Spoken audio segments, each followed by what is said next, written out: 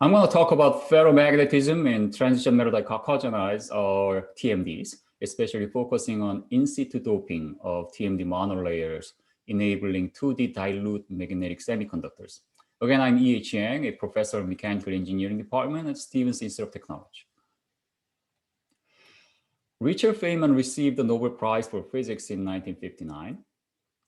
He gave the famous lecture at Caltech entitled "There's Plenty of Room at the Bottom." In that lecture, he said the following: what could we do with layer structures with just the right layers? What would the properties of materials be if we could really arrange the atoms the way we want them? I can hardly doubt that when we have some control of arrangement of things on a small scale, we will get an enormously greater range of possible properties that substances can have.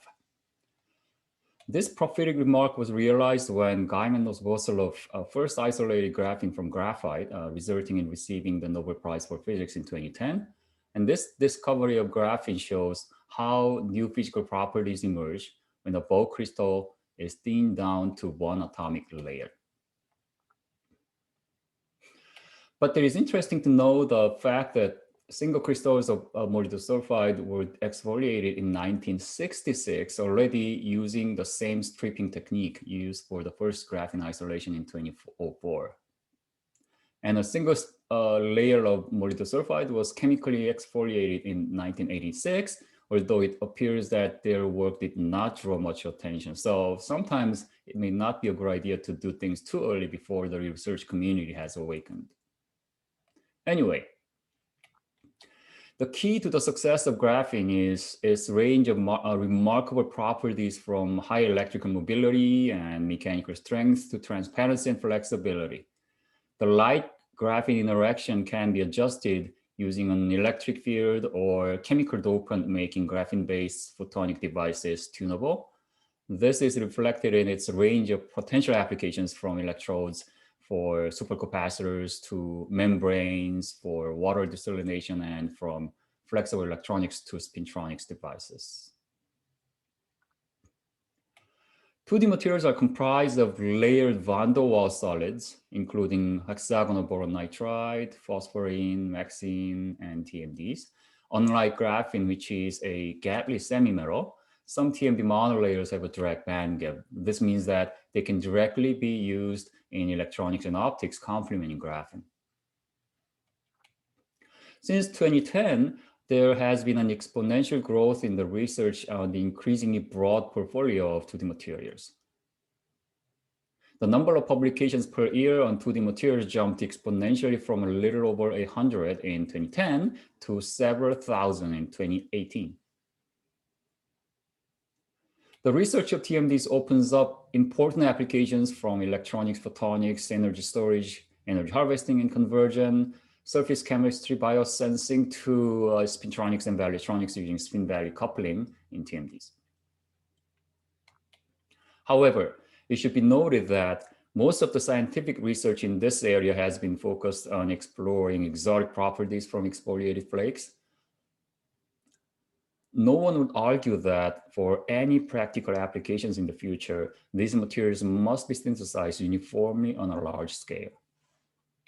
To this end, synthesis of these materials has also been explored, including the first heterostructures growth of TMD monolayers using LPCVD, where you can see the randomly distributed disoriented flakes, and wafer scale monolayer growth and transfer of TMDs using molybdenum sulfide also demonstrate.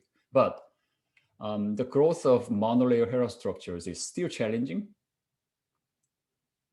So the area is still in its early stage if we talk about the controlled production of large, uniform, high quality layers and monolayer heterostructures of TMDs. There are a number of challenges facing the TMD research beyond the scalable synthesis, including control growth, control of grain boundaries, control of defects, air stability, and control of doping to make alloys of 2D materials. And recent couple of years, we have worked on doping of transition atoms into TMDs, including molybdenum sulfide, tungsten sulfide, and molybdenum selenide. It turns out that the doping of TMDs is crucial for creating 2D magnets. Journal Science suggested questions that point to critical knowledge gaps. The ground rules were such that scientists should have a good shot at answering the questions over the next 25 years. And one of those 125 questions was about magnetic semiconductors working at room temperature, pointing out that Curie temperatures of those materials must be high enough for practical spintronics applications. Since the year 2018, there have been several review articles published in Nature and Science about two-dimensional magnetic crystals and heterostructures. One of the papers listed potential research topics for magnetic van der Waals materials. The first on the list was the room temperature ferromagnetic materials. And all of these review articles mentioned that as soon as 2D magnets can be reliably synthesized with sufficiently high critical temperature, the potential for technological impact is enormous.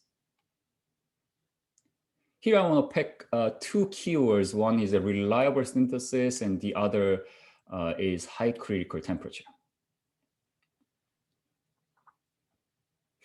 Dilute magnetic semiconductors are materials in which ferromagnetism and semiconducting properties coexist. Therefore, these materials offer the capability of manipulating spin polarized charge carriers for information storage applications.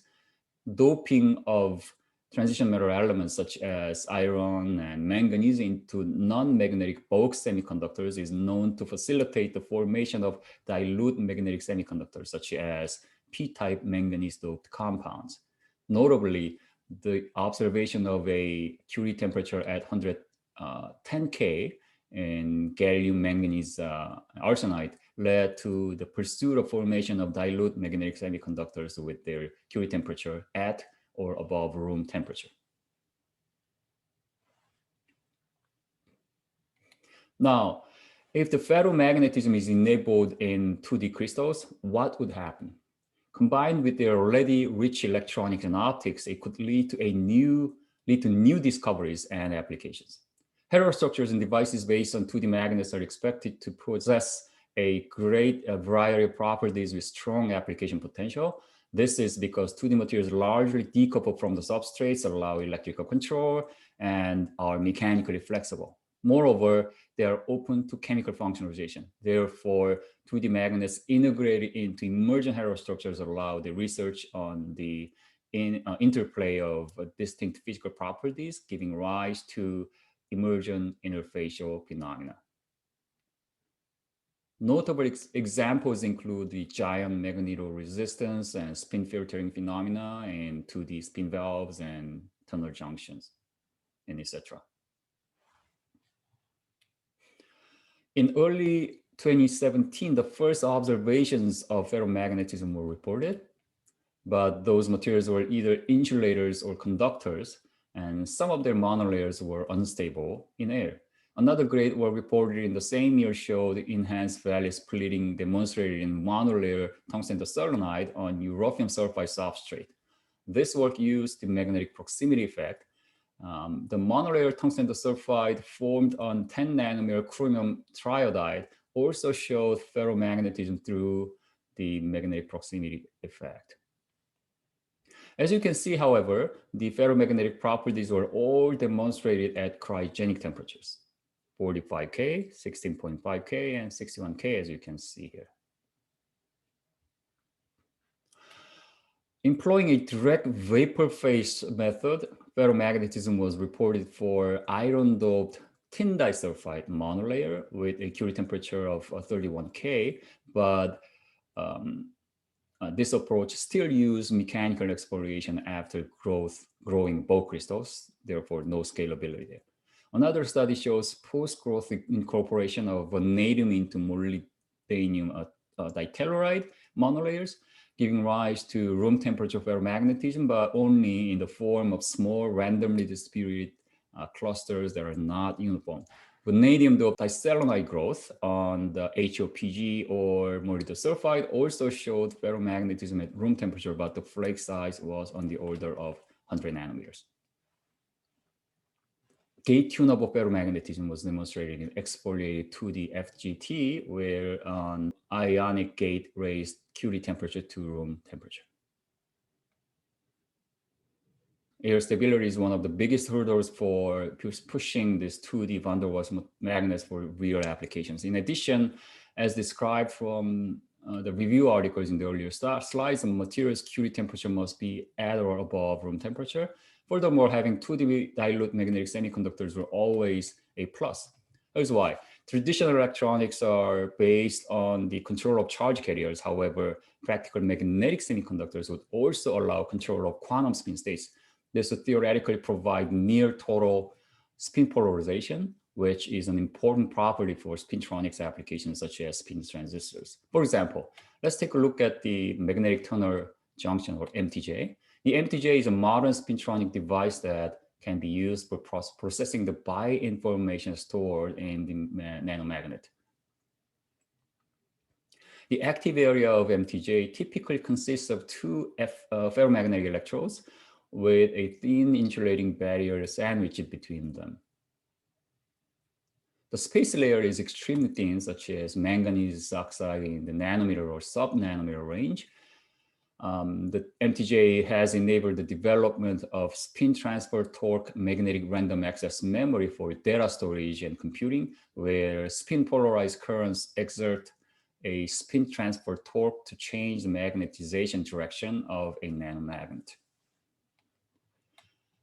Conventional processes require sophisticated processes and facilities, including MBE, sputtering, and PLD magnetron, to synthesize such 3D structures in great precision, which is also a very expensive process itself.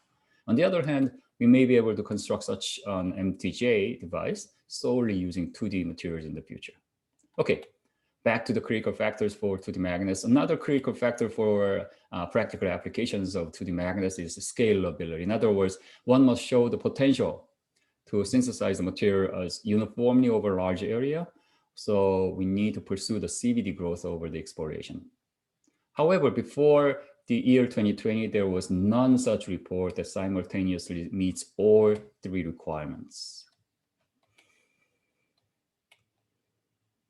On the other hand, first principle studies predicted that doping of transition metal ions into TMD monolayers is a promising way to realize 2D dilute magnetic semiconductors with a Curie temperature at or above room temperature.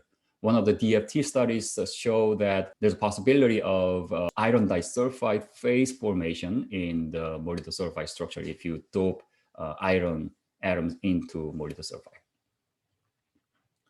The modeling shows that the introduction of only a small amount of iron atoms leads to a change in their magnetic properties, which motivated us to explore the approach of iron doping of molybdenum sulfide. Doping is a fundamental requirement for tuning and improving the properties of conventional semiconductors. Regarding the doping of transition metals ions into TMD monolayers, there have been a few studies, including niobium doping of tungsten sulfide, rhenium doping of molybdenum sulfide, and manganese doping of molybdenum sulfide. However, the ferromagnetism has not been observed from these studies.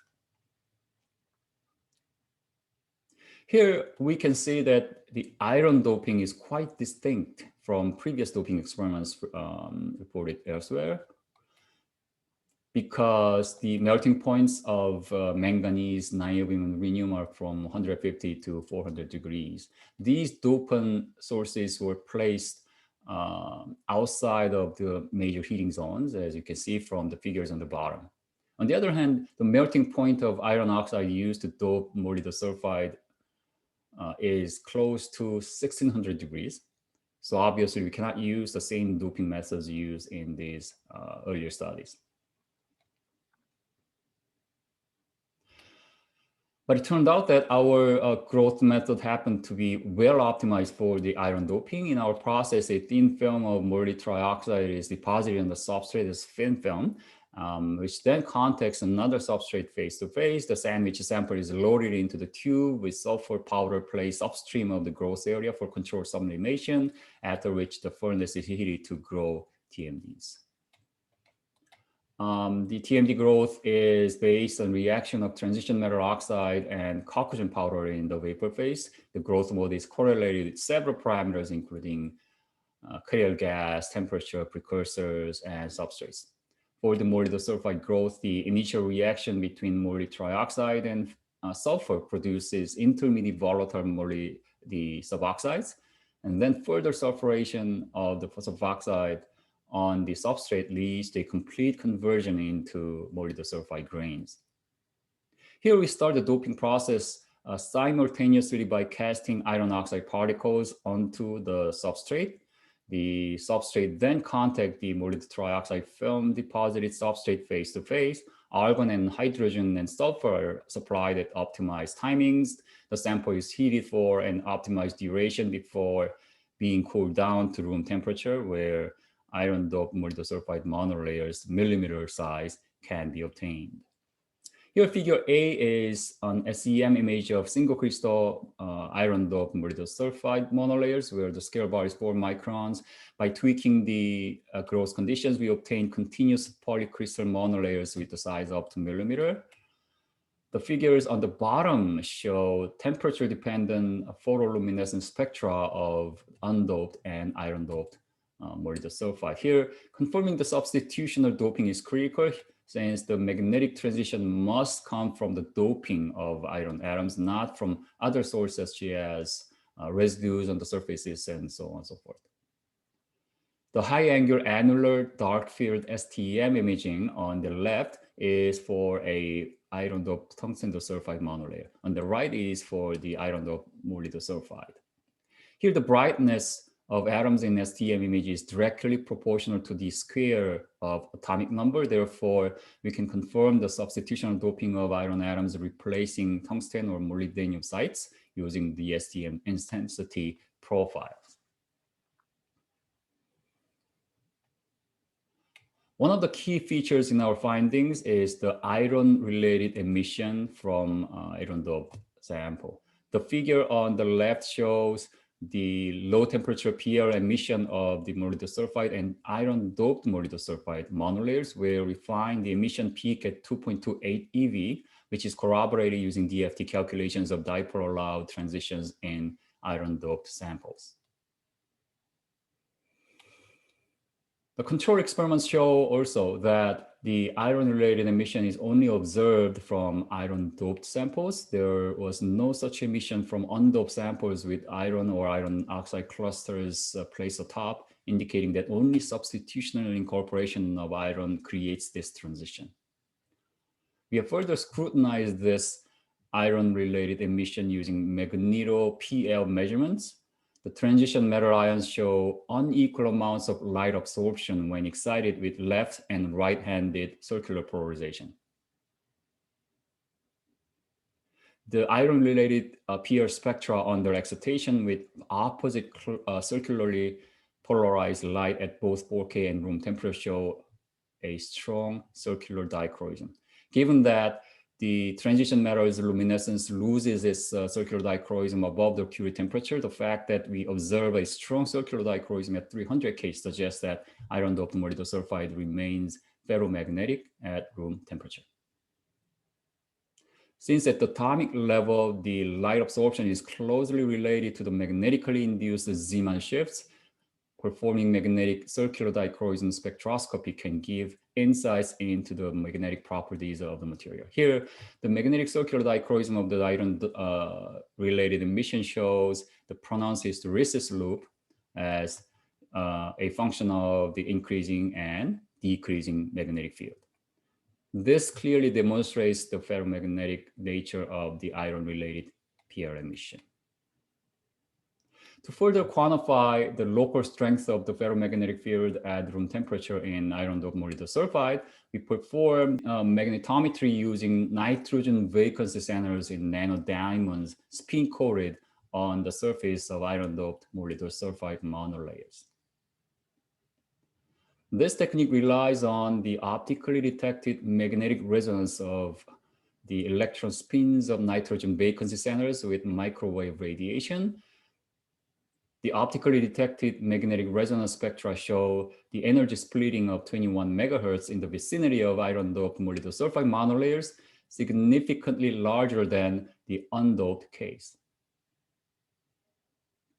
And this result further indicates the presence of a local magnetic field in the iron-doped sample.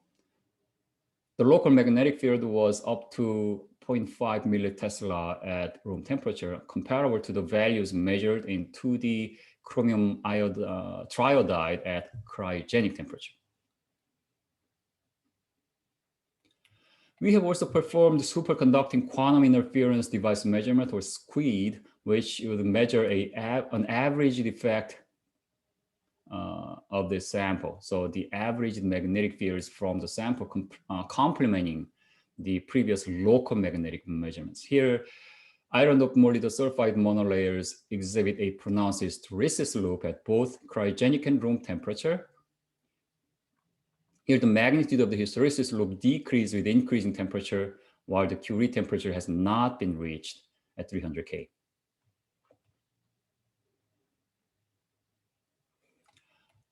One concern regarding this doping process was about iron residues that might affect magneto-optical measurements. So we performed a series of control experiments.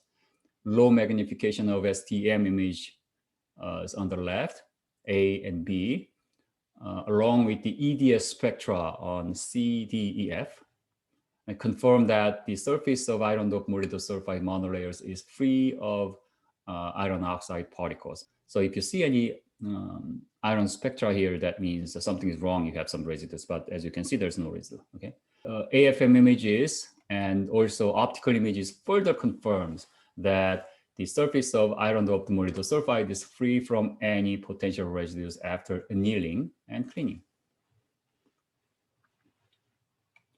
Lastly, we measured the magnetization curves of undoped and iron-doped tungsten sulfide monolayers in addition to those of molybdenum sulfide using SQUID at room temperature. Of note is that the magnetization data of any tungsten sulfide samples do not show a measurable magnetic phase transition.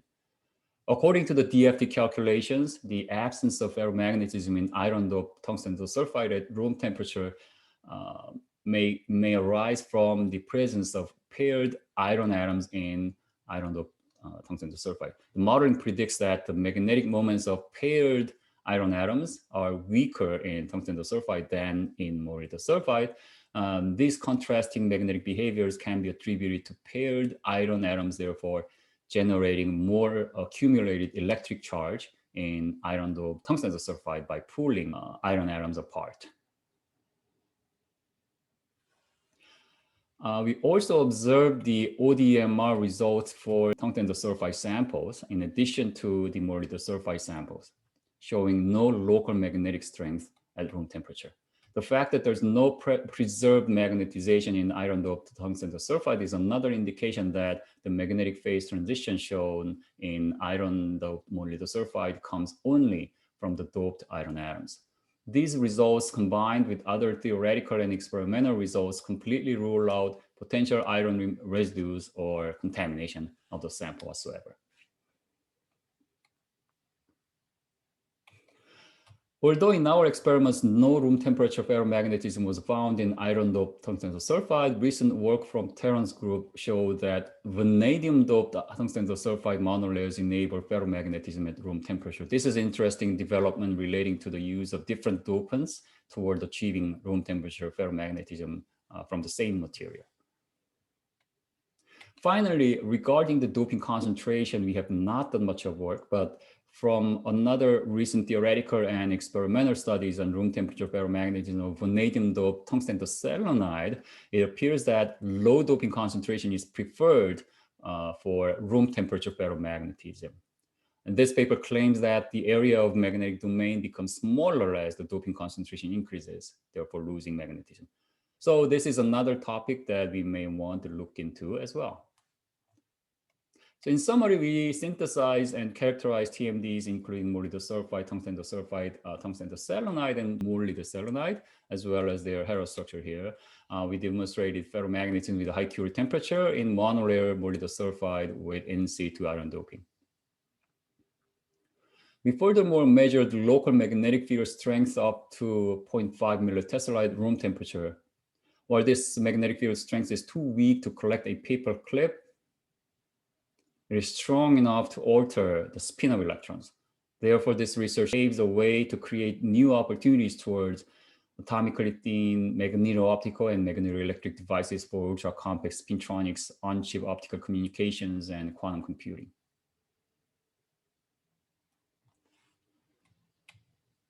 I would like to acknowledge my students, especially Shichen Fu and Kyungnam Kang, the co-first author of work recently published in Nature Communications and Nanotechnology, which I mostly talked about today. I also thank Stefan Stroff and other co-authors, as well as collaborators for this research. With that, thank you very much.